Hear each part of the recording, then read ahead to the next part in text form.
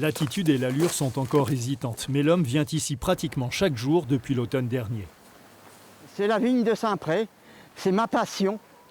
Et cette passion-là, elle est tellement importante pour moi, elle m'a permis de passer la phase du Covid avec bonheur, puisque je suis sorti de rééducation le 17 septembre et le 20 septembre, j'étais aux vendanges de la vigne. Avant le retour à la vigne, il y a eu une longue parenthèse, une vie au bord du précipice, ici à l'hôpital de Chartres, où il est arrivé le 31 mars 2020.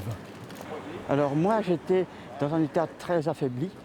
J'avais entendu la veille que quand on était en réanimation, c'était une chance sur deux de s'en sortir. Malheureusement, son état physique est déjà grave et il faut l'intuber le lendemain, le 1er avril. C'est ce médecin, recevant sa première dose du vaccin Covid, le chef du service de réanimation, qui a procédé lui-même à l'intubation de Serge Renoir. Les deux hommes ne s'étaient pas revus depuis la fin du printemps dernier. Moi, je suis très heureux de vous rencontrer parce que quand je suis arrivé, j'étais quand même très fatigué. Et je pense que, objectivement, vous m'avez sauvé la vie.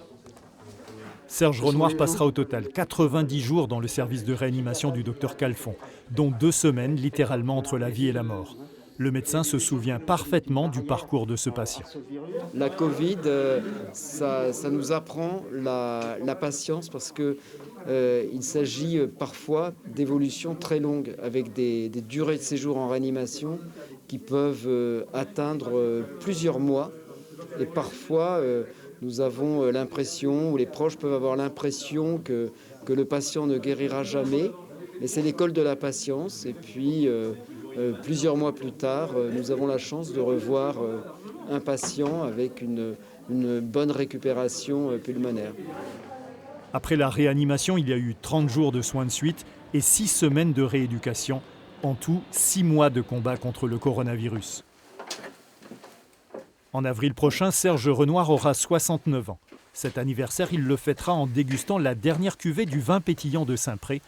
Il la savourera bien plus qu'auparavant, avec toute la vitalité d'un miraculé de la Covid-19.